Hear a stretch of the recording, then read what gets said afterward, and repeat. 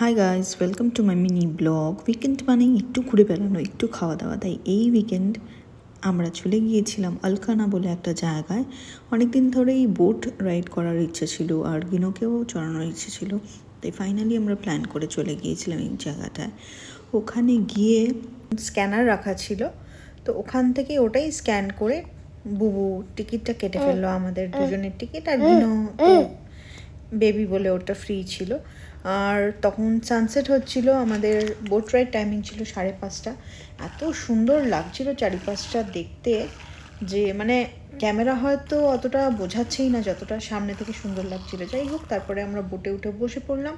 প্রথমে আমরা এসিতে ভিতরেই বসেছিলাম কিছুক্ষণ, কারণ সামনে বাইরেটা প্রথমেই ফুল হয়ে গিয়েছিল আর কি। তারপরে আমরা সুযোগ পেলাম বাইরে বসার, কারণ যারা বসেছিল তারা ভিতরের দিকে চলে এলো। তো তখন আমি গিনো প্রথমে গিয়ে বসলাম, তারপরে ড্যাডিও বসলো।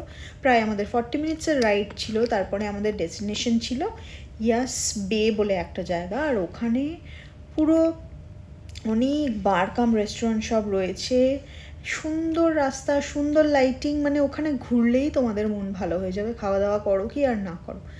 ওখানের ভাইবটাই ছিল আলাদা, আর মনে হচ্ছিলো যেন কোনো ইউরোপিয়ান কান্ট্রিতে চলে এসেছি। আর ওখানে সামনে ইয়াস এরিনা না কি একটা বলে ওটাকে, ওখানে সব বড় বড় কনসার্টগুলো হয়। অরিজিৎ সিং বলো, আজকে মানে আমরা যেদিন গিয়েছিলাম সেদিনকার ওখানে এনরিকের কনসার্ট ছিল, তাই জন্য তো লোকারণ্য ছিল। যাই হোক, তারপরে পুরো ঘুরে টুরে আমরা চলে গিয়েছিলাম বুয়া থাই বলে একটা বার কাম রেস্টুরেন্টে, থাই রেস্টুরেন্টে। ওখানে গিয়ে আমরা কিছু ড্রিঙ্কস নিলাম, তারপর আমরা খেয়েছিলাম অক্টোপাস খেয়েছি, একরকম প্রন ডাম্পলিং খেয়েছি, তারপরে একটা থাই স্পেশাল একটা নুডলস খেয়েছিলাম, নামটা সত্যি বলতে আমার মনে নেই।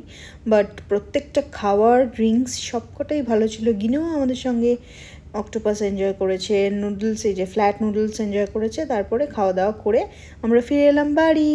বাই, আবার দেখা হবে নেক্সট কোনো ব্লগে। টাটা।